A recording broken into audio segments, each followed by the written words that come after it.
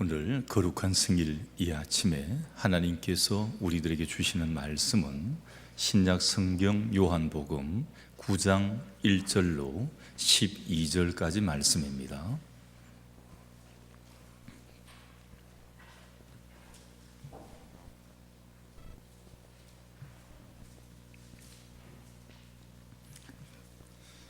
예수께서 길을 가실 때에 날 때부터 맹인된 사람을 보신지라 제자들이 물어 이르되 랍비여 이 사람이 맹인으로 난 것이 누구의 죄로 인함이니이까 자기니이까 그의 부모니이까 예수께서 대답하시되 이 사람이나 그 부모의 죄로 인한 것이 아니라 그에게서 하나님이 하시는 일을 나타내고자 하심이라. 때가 아직 낮음에 나를 보내신 이의 일을 우리가 하여야 하리라. 밤이 오리니 그때는 아무도 일할 수 없느니라. 내가 세상에 있는 동안에는 세상의 빛이로라. 이 말씀을 하시고 땅에 침을 뱉어 진흙을 이겨 그의 눈에 바르시고 이르시되 실로암 못에 가서 씻으라 하시니 실로암은 번역하면 보냄을 받았다는 뜻이라. 이에 가서 씻고 밝은 눈으로 왔더라. 이웃 사람들과 전에 그가 그린인 것을 보았던 사람들이 이르되 이는 앉아서 구걸하던 자가 아니냐. 어떤 사람은 그 사람이라 하며 어떤 사람은 아니라 그와 비슷하다 하거늘 자기 말은 내가 그러하니 그들이 묻되 그러면 내 눈이 어떻게 떠졌느냐. 대답하되 예수라는 그 사람이 진흙을 이겨 내 눈에 바르고 나더러 실로암에 가서 씻으라 하기에 가서 씻었더니 보게 되었노라. 그들이 이르되 그가 어디 있느냐. 이르되 알지 못하노라 하니라. 아멘. 말씀이 기도합니다. 하나님의 귀한 말씀을 받고자 합니다. 저희들의 심령의 문을 하나님 열어주옵소서. 돌 같은 문이면 부수어 털어주시고 단단한 고집의 문이면 하나님께서 열어 젖혀 주시옵소서. 우리의 눈이 띄어지고 우리의 귀가 열리고 우리의 입술이 열려 오늘도 전능하신 하나님의 말씀을 듣게 하고 하나님을 만나볼 수 있도록 역사해 주옵소서. 오늘도 말씀을 통해 치유와 권능의 손길이 있게 하시고 말씀을 통해 응답받게 역사하여 주옵소서. 부족한 좀 감추시고 하나님 직접 말씀하여 주옵소서. 예수님 이름으로 기도드리옵나이다. 아멘. 나이가 들면 점점 몸이 쇠약해집니다. 예전에 참 건강했는데 머리도 새카만 색깔이었는데 어느덧 보니까 머리가 희끗희끗해져 버립니다. 눈도 잘 보였는데 잘 안 보여요. 이렇게 보던 것이 저 멀리 뛰어가지고 이렇게 보아야 보일 정도로 이렇게 됩니다. 귀도 잘 안 들려요. 피부는 윤기가 떨어지고 주름이 집니다. 기억력도 전과 같지가 않습니다. 그래서 우리 사람이 노쇠해지면 5가지가 망가지는데 제일 처음 망가지는 것을 일망이라 그럽니다. 일망이 눈이 잘 안 보이는 겁니다. 그리고 이망은 귀가 어두워지는 거예요. 삼망은 치아, 이가 상해지는 겁니다. 사망은 말 그대로 사망, 죽는 겁니다. 여기서 이제 죽을 볼기를 잘 넘기면 오망이 오는데 오망은 이꼴 노망이라고 합니다. 여기까지 가서는 안 될 것입니다. 우리는 노망 들지 않는 건강한 노년을 보내도록 기도해야 합니다. 오늘 이 본문은 앞을 보지 못하는 한 장애인에 대한 이야기가 기록되어 있습니다. 태어날 때부터 앞을 보지 못했다고 기록을 합니다. 근데 예수님을 만났어요. 예수님을 만나서 눈이 띄어지고 보는 귀한 역사를 체험을 하게 됩니다. 그리고 그 은혜를 받은 후에 예수님을 다시 만나 그 앞에 엎드려서 주님을 구주로 영접하는 놀라운 체험을 또다시 하게 됩니다. 그래서 그의 믿음은 눈을 뜨고 사는 사람들을 부끄럽게 이렇게 만들고 있습니다. 그래서 여러분 읽었던 오늘 이 본문은 1절부터 12절까지가 끝이 아니고 9장 전체가 한 묶음입니다. 다른 이야기가 아니고 전부 이 맹인에 대한 고침부터 시작을 해서 이 맹인이 고침을 받고 난 뒤에 여러 가지 터지는 문제가 또 발생을 합니다. 그 문제를 통해서 이 맹인이 출교를 당하고, 출교를 당하는 가운데 다시 주님을 만나고, 주님을 만나서 다시 한번 주님으로 그 고백을 하고 구주로 영접하는 이런 역사를 기록을 합니다. 그래서 우리 보지 못하는 이 맹인, 그런데 우리가 눈을 뜨고도 주라고 고백하지 못하는 어리석은 삶을 살고 있는 우리들을 참 부끄럽게 합니다. 삼중고의 고통을 당했던 헬렌 켈러, 듣지 못하고 말하지 못하고 보지 못했던 이 사람입니다. 이분이 이렇게 말을 합니다. 듣지 못하는 것보다 큰 고통은 말하지 못하는 것입니다. 말하지 못하는 고통보다 더 큰 고통은 보지 못하는 것입니다. 참 여러분, 말이 쉬워 그렇지 듣도 보도 말하지도 못한다는 것, 이건 엄청난 겁니다. 그래서 그가 썼던 수필이 하나가 있는데, 내가 만일 3일만 볼 수 있다면 하는 글이 있습니다. 이 글에는 이렇게 적혀 있습니다. 이 글을 리더스 다이제스트는 20세기의 가장 위대한 수필이다라고까지 칭했을 그런 정도입니다. 30 days to see, 내가 만일 3일만 볼 수 있다면, 첫째 날 나는 나에게 친절과 따뜻함 그리고 우정을 통해 나의 인생의 가치를 일깨워준 사람들을 보고 싶다. 가장 먼저 나에게 이 세상을 보게 해준 서성 설리반 선생님의 얼굴을 오래 지켜보고 싶다. 그리고 친구들의 얼굴, 아기의 순결한 얼굴도 보고 싶다. 오후가 되면 숲속을 거닐면서 자연의 아름다움을 느끼고 싶다. 저녁이 되면 불타는 저녁 노을을 기도하며 지켜보고 싶다. 이게 첫째 날입니다. 자, 둘째 날 새벽 여명과 함께 일어나 밤이 낮으로 바뀌며 지구가 깨어나는 그 경이로움을 지켜보고 싶다. 나는 이날 인류의 역사와 과거 현재가 숨쉬는 뉴욕 자연박물관을 꼭 방문할 것이다. 그곳에서 선사시대의 공룡들과 인류의 찬란한 유적들을 보고 그 다음은 메트로폴리탄 미술관을 방문할 것이다. 유명한 화가들이 그려놓은 아름다운 그림, 조각품, 나의 손의 촉감으로 다 헤아려 알 수 없었던 그 신비한 색깔의 하모니를 감상하고 싶다. 그리고 저녁이 되면 극장에 가서 영화도 보고 싶다.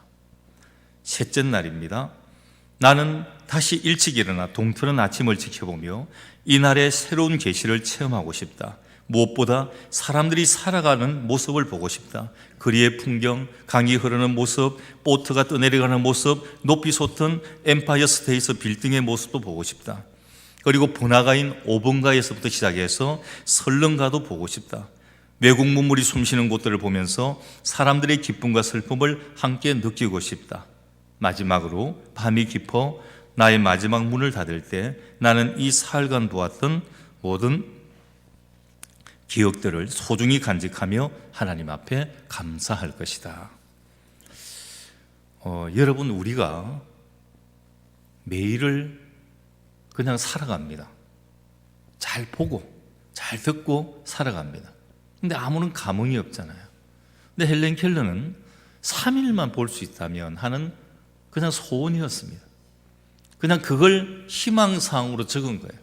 희망사항 1번 첫째 날, 희망사항 2번 둘째 날, 희망사항 3번 셋째 날. 여러분, 거기에 크루즈 타고 해외여행 갈 거라고 적어 놓았습니까? 아니면 뭐 소고기, 불고기, 갈비 뜯고 싶다가 적어 놓았습니까? 1일, 2일, 3일 동안 적어 놓은 모든 것들이 참 평범한 것들이에요. 그냥 우리들이 일상적으로 그냥 지나치고 있는 많은 것들, 그것을 이 헬렌 켈러는 가장 하고 싶었다는 것입니다.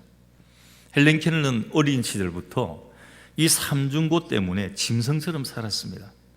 지식을 습득할 수가 없었습니다. 사물의 이름이 있다는 사실도 몰랐습니다. 세상에 언어가 있다는 것도 몰랐습니다.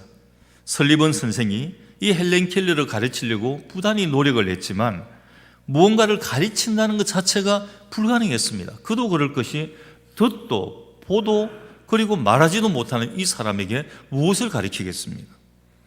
뭘 가르치면 들어갈 곳이 있어야 되는데 듣는 것, 말하는 것, 보는 것이 막힌 이 헬렌 켈러의 머릿속에는 아무것도 넣을 수가 없었습니다. 그때 이 설리반 선생은 하나를 느낍니다. 이 헬렌 켈러에게 하나 촉각이 남아있다는 것을 알게 됩니다. 그래서 설리반 선생은 이 헬렌 켈러를 물을 깃는 펌프 앞에 데리고 옵니다. 펌프에 손을 대게 만듭니다. 그리고 차가운 물을 퍼올립니다. 물이 손에다가 닿습니다. 그리고 그 손바닥에다 적습니다. Water, 물이라고 적습니다. 이게 물이라는 겁니다. 물의 촉감과 함께 이 헬렌 켈러에게 하나님의 창조 세계가 들어온 것입니다. 나중에 헬렌 켈러는 그 순간을 회고를 합니다. 그 물의 촉감을 느끼는 순간 마음속에 한 창이 확 열리면서 희망의 빛이 쏟아져 들어왔다는 것입니다.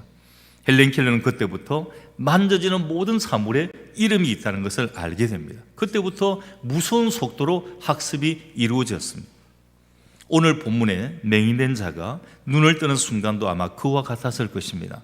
그는 전혀 다른 새로운 창조의 세계를 만나게 됩니다.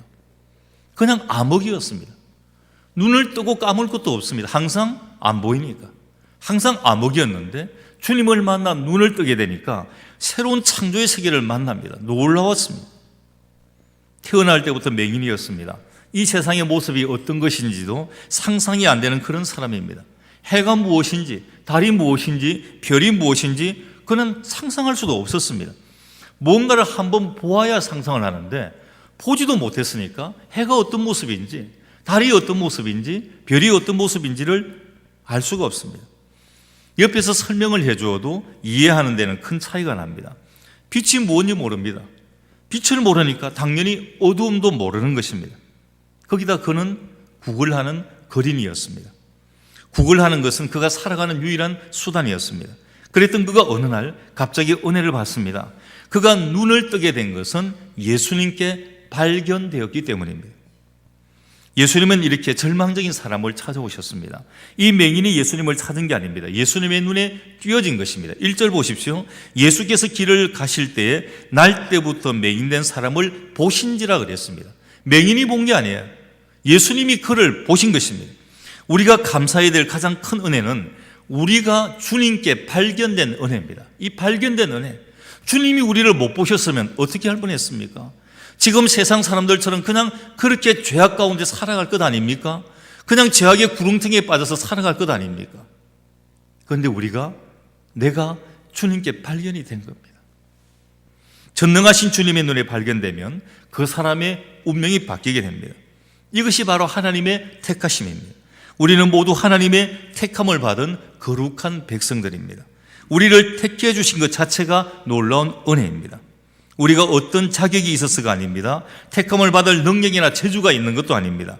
하나님은 오직 하나 우리의 믿음을 보시고 우리를 택해 주셨습니다. 예수님께서 제자들을 부르는 장면도 참 놀랍습니다. 마태를 부릅니다. 마태는 직업이 세리였습니다. 세리 그때는 요즘 같으면 세무공무원이면 참 좋은 직장이지만 그때 세리는 백성들로부터 손가락질 받고 굉장히 백성들로부터 좋지 않은 소리를 듣는 어떻게 보면 백성의 피를 빠는 그런 사람이었습니다. 백성들로부터 세금을 걷어 부정을 하도 많이 저질렀기 때문에 사람들로부터 냉소를 받았습니다. 예수님이 이 세리를 제자로 삼는 일은 앞으로의 주님의 사역에도 크다는 부담이 되는 그런 것이었습니다. 주님조차도 지금 인정받지 못하고 있는데 그 제자들도 세상에 손가락질 받는 사람을 제자로 세웠다 그러면 주님의 사역에 상당히 많은 걸림돌이 될 것입니다. 근데 예수님은 마태가 세리라는 것을 염두에 두지 않았습니다. 마태를 발견하신 즉시 마태를 부르십니다. 나를 따르라. 이것이 전부였습니다. 아무 이유도 없었습니다. 마태는 그 부르심을 받고 즉시 응했던 것입니다. 삭개오는 예수님께 발견되기 위해 돌 무화과 나무 위로 올라갑니다. 삭개오도 세리인데 세리 중에서 대장 세리장이었습니다. 삭개오는 체면불구하고 예수님을 만나기 위해 나무 위에 올라간 것입니다. 예수님은 그런 삭개오를 보셨어요. 그리고 그 삭개오를 택정을 합니다. 내가 오늘 너의 집에 유하해야 되겠다. 오늘 그 집에 들어가서 유하시는 것입니다. 예수님이 이 맹인을 택하여 고치십니다. 그런데 이 고치는 장면이 참 특이합니다. 땅에다가 침을 뱉어요. 그리고 진흙을 이겨서 그 흙을 그 눈에다가 발라줍니다. 거기서 끝이 난 게 아닙니다. 그리고 그 사람으로 하여금 실로암 못에 가서 씻으라 이렇게 명령을 하십니다. 예수님이 많은 맹인들을 고치셨어요. 맹인 바디메오를 고칠 때는 이렇게 하시지 않았습니다. 아무 이런 절차가 없었어요. 침을 뱉는 것도, 흙에다가 이기는 것도, 실로암에 가서 물에 가서 씻으라는 것도 전혀 없었습니다. 내 믿음대로 될지어다 말씀만 하니까 끝이 났습니다. 보게 되었습니다. 근데 오늘 이 본문의 맹인은 절차가 상당히 복잡합니다. 흙을 사용하셨어요. 침을 섞었습니다. 또 실로암 연못에 물이 필요했습니다. 자, 그러면 흙과 침과 물 중에 어떤 것이 효력을 나타내는 성분이 있었을까요? 세 가지가 섞일 때 효력이 나타났을까요? 하나님이 사람을 만들 때 사용했던 재료가 흙입니다. 여러분, 우리가 장례 예배 드리다 보면 흙에서 왔다가 흙으로 돌아갑니다라고 말하지 않습니까? 우리 원재료가 여러분 흙이에요. 하나님은 흙을 빚어서 사람 모양을 만드시고 그 코에 루아흐, 생기를 불어넣으십니다. 그래서 생명이 됐습니다. 그래서 이 사람이 지금 고장난 곳이 지금 눈입니다. 예수님이 흙을 빚으셔서 눈에 바른 것은 마치 망가진 작품을 수리하는 것과 같습니다.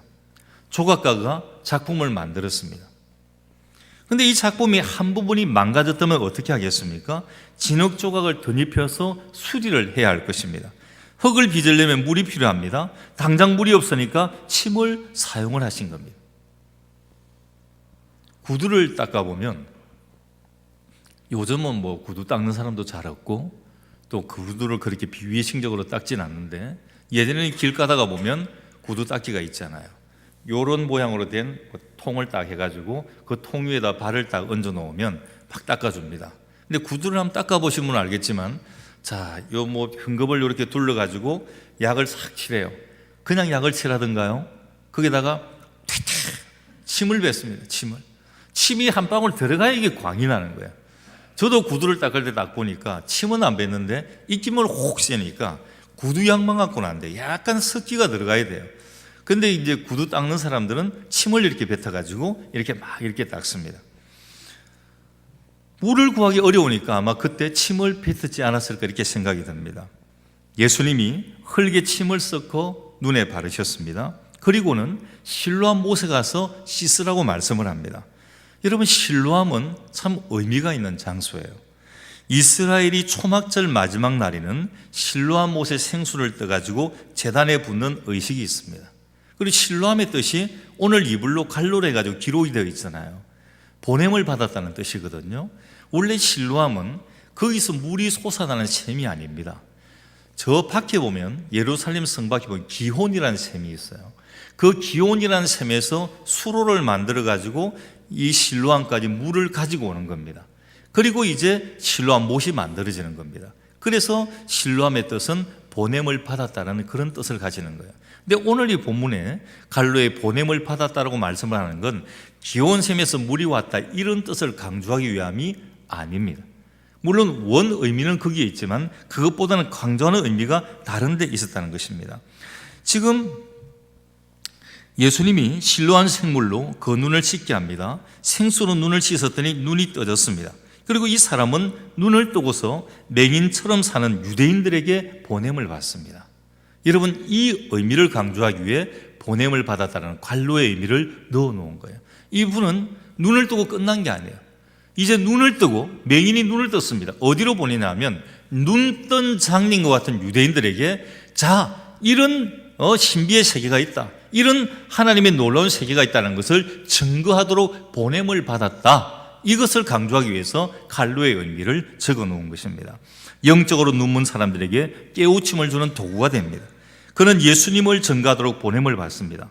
오늘 본문 마지막 40절 41절에 보면 바리새인 중에 예수와 함께 있던 자들이 이 말씀을 듣고 이르되 우리도 맹인인가? 예수께서 이르시되 너희가 맹인이 되었더라면 죄가 없으려니와 본다고 하니 너희 죄가 그대로 있느니라. 이 말씀을 묵상하던 송명이라고 하는 시인이 참 소경이라는 시에서 이렇게 기록을 합니다. 참 소경이 누구인가? 세상을 보지 못하는 사람인가? 아니라 주님을 보지 못하는 사람 아닌가? 당신은 소경이 아닌가? 여러분, 이 시의 의미도 그것입니다. 눈 뜬 장님이 많습니다. 육적인 눈은 뜨고 있는데 영적인 눈은 감겨 있어 오늘도 옆에 계신 하나님을, 옆에 계신 주님을 보지 못한다는 그 안타까움입니다. 육적인 눈은 밝아서 내가 1점 몇이다, 1.5다, 1.2다, 1.0이다 이야기를 하지만 이건 육적인 눈이에요. 그런데 영적인 눈은 시력이 0.1도 안 나오는 것입니다. 마이너스가 된 거예요. 옆에 주님이 계셔도 하나님이 계셔도 모르는 거예요. 하나님께서 말씀하셔도 듣지를 못하는 겁니다. 그래서 송명희 시인은 안타까워 그 시에다가 이렇게 표현합니다. 참 소경은 세상을 보지 못하는 사람이 아니라 주님을 보지 못하는 사람이 아닌가라고 정말 이 사람이 말하고 있는 것입니다. 여러분, 실로암은 생수가 있는 곳입니다. 그 생수로 고침을 받았습니다. 생수로 눈에 붙은 진흙을 씻었더니 눈이 떠졌습니다. 맹인에게 정말 찬란한 빛이, 찬란한 광명의 세상이 들어왔습니다. 이제 눈에 보이는 모든 것들은 신비로울 뿐입니다. 보지 못하다가 보게 되니 모든 것들이 보는 것들마다 신기할 따름인 것입니다. 상상만 하던 세상을 직접 보면서 확인할 것들이 너무 많아질 것입니다. 어떤 중년 여성분이 눈꺼풀 수술을 했습니다. 눈 아래 처진 심술보도 좀 빼내고 눈꺼풀 지방도 제거를 했습니다. 근데 이뻐져야 되는데 이게 안 이뻐지는 경우도 있거든요. 수술을 하고 한 달이 지났는데도 눈에 붓기가 빠지지를 않습니다. 수술 자국도 남아서 오히려 수술한 것을 후회를 합니다.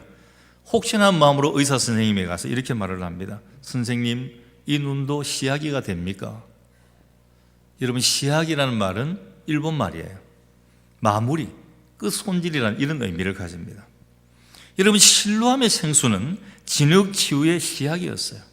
마지막 마무리였습니다. 생수로 눈을 말끔히 씻었습니다. 그 순간 바로 눈이 밝아지는 순간이 되었습니다. 전혀 다른 세상을 경험하는 놀라운 순간이었습니다. 그런데 이 맹인은 이 즐거움을, 이 밝은 세상을 만끽할 여유가 없었습니다. 왜냐하면 이 놀라운 치유의 역사가 동네에 커다란 문제가 되었습니다. 그는 아무런 잘못이 없는데도 죄인 취급을 받았습니다. 여러 차례 공회에 불려가서 신문을 받습니다. 그의 부모까지 잡혀가서 신문을 받습니다. 결국 그는 공동체에서 쫓겨나는 출교를 당하게 됩니다. 이스라엘 공동체에는 이 출교는 사형담으로 가장 무서운 그런 징계입니다. 이 출교는 감당하기 어려운 벌이었습니다. 근데 사실 출교받을 상황이 아니었습니다. 그는 공회 신문 과정에서, 그런데 그쪽 입장에서 볼 때는 말 실수를 한 거예요. 참 바른 말을 했습니다. 공회원들에게 고분고분하지 않았습니다. 그들이 원하는 말을 해주지 않았다는 것입니다. 공회원들을 향해서 가르치려고 했습니다. 그들을 향해서 이상한 사람들이라고 했습니다. 예수님을 하나님께로부터 오신 분이라고 말을 합니다. 이런 당돌한 태도로 인해 괘씸죄가 적용이 돼 출교가 되었던 것입니다. 공회는 감정을 다스리지 못하고 그를 출교시킵니다. 오늘 본문 34절에 보면 그들이 대답하여 이르되 내가 온전히 죄 가운데서 나서 우리를 가르치느냐 하고 이에 쫓아내어 보내니라. 출교했다는 것입니다. 이 사람은 신문을 당하는 과정을 통해서 예수님을 제대로 알기를 시작을 합니다. 처음에 예수님을 11절에 보면 단순히 예수라는 그 사람이라 불렀습니다. 그냥 예수라는 그 사람. 그러다 1차 신문을 받으면서 17절에 보면 그 단계가 발전을 합니다. 예수님을 선지자라고 말씀을 합니다. 두 번째 신문에서 그는 예수님을 33절에 보면 하나님께로부터 오신 분이라고 고백을 합니다. 이 고백은 당시 공회의 분위기로 너무 위험했습니다. 22절을 보면 당시의 유대인들이 누구든지 예수를 그리스도로 시인하는 자는 출교하기로 결의가 되어 있는 그런 상태였습니다. 결국 이 사람은 이 고백이 문제가 되어서 출교까지 당하게 됩니다. 이 사람이 쫓겨났다는 소리를 듣고 예수님이 그를 다시 찾아오셨습니다. 예수님을 만나기는 만났는데 얼굴을 보지 못했던 그가 예수님을 알아볼 리가 없습니다. 정말 예수님이 눈앞에 왔는데도 누군지 모르는 것입니다. 예수님은 지금 너가 보고 있고 너와 말하고 있는 자가 바로 그라고 밝힙니다. 그때 이 맹인은 예수님께 엎드려 절하면서 소리칩니다. 38절에 주여 내가 믿나이다. 여러분, 많은 발전이 있었죠. 이 사람의 고백은 이제 주님으로 바뀌었습니다. 소문으로 듣던 그 사람 예수에서, 그 다음 선지자에서, 하나님께로부터 오신 분에서 이제는 나의 주님으로 고백을 합니다. 여러분, 이 한 고백으로 그는 구원을 받았습니다. 육적인 눈을 떴는데 이 고백으로 그는 영안까지 열리게 된 것입니다. 신비로운 세상을 보았지만 그 후에 그가 만났던 세상은 너무나 차별이 많은 세상이었어요. 차라리 보지 않는 것만 못했던 그런 세상이었습니다. 공회가 그를 출교시킬 때 상처가 되는 판결을 남겼습니다. 34절에 보면 공회는 이 사람을 온전히 죄 가운데서 태어난 자라 저주했습니다. 장애도 서러운데 그것도 죄인 취급까지 받아야 했습니다. 그것은 눈을 떠서도 여전히 남아있는 사회의 편견이었습니다. 만약 그가 영안을 뜨지 못했다면 어찌 되었을까요? 눈을 뜨지 않은 것이 차라리 더 나았을 것입니다. 그의 형편은 더 나아진 게 없습니다. 오히려 공개적인 죄인이 되었습니다. 그러나 영안이 뜨면서 새로운 세상을 만납니다. 구원받은 백성이 되었습니다. 어떤 고난도 이길 충분한 여유를 가지게 되었습니다. 이제 그의 눈에는 누가 진짜 죄인인지 보이게 됩니다. 예수님이 41절에서 분명히 그 점을 말씀합니다. 예수께서 이르시되 너희가 맹인이 되었더라면 죄가 없으려니와 본다고 하니 너희 죄가 그대로 있느니라 그랬습니다. 그는 예수님을 두 번 만났습니다. 첫 번째 만남으로 평생 보지 못했던 눈을 고쳤습니다. 그것은 어두운 세상을 살다가 만난 한 줄기 빛이었습니다. 그는 본다고 하는 경이로움을 체험했습니다. 실로암 물로 눈을 씻었는데 그것은 그가 앞으로 보게 될 영적인 세계의 시작이었던 것입니다. 두 번째 만남으로 그는 주님께 신앙을 고백을 합니다. 주님 앞에 엎드려 절하며 경배를 드립니다. 그는 세상에 눈뜬 맹인을 위해서 보냄을 받는 사명자가 되었던 것입니다. 여러분, 눈을 뜨셨습니다. 지금 무엇을 보고 계십니까? 눈을 뜨고도 경이로운 창조의 세계를 보면서도 찬양하지 못한다면 차라리 맹인이 낫지 않습니까? 내가 볼 수 있다는 사실 하나만 가지고도 우리의 가슴 벅차게 기뻐해야 합니다. 우리가 빛을 아는 것 하나만으로도 충분히 행복해야 합니다. 나이 들수록 우리의 눈은 점점 어두워집니다. 눈은 늙었다는 것을, 노쇠했다는 것을 가장 빨리 우리에게 전해줍니다. 아직 볼 수 있을 때 하나님의 아름다운 이 창조의 세계를 담아두시기 바랍니다. 그러나 우리 눈이 아주 어두워 앞을 보지 못한다고 해도 영안까지 어두워지는 게 아닙니다. 실로암 생수로 눈을 씻으면 우리는 영안을 열 수가 있습니다. 천국이 보입니다. 주님을 볼 수가 있습니다. 하나님의 찬란한 영광이 보입니다. 하나님은 그런 사람을 보내십니다. 사명을 주면서 파송을 시키는 겁니다. 우리 사랑하는 시온 제일의 성도 여러분, 주님을 바로 보고 계십니까? 주님을 증거하는 복음의 사도가 되시기를 주님의 이름으로 간절히 축원합니다. 기도합니다. 하나님, 하나님의 귀한 말씀을 우리 신비에 새깁니다. 맹인이 눈을 떴습니다. 주님께 발견되었기 때문입니다. 주님이 그를 보셨기 때문입니다. 오늘 우리도 주님께 발견되기를 간절히 소망합니다. 주님께서 우리의 모든 것을 보시기를 간절히 소망합니다.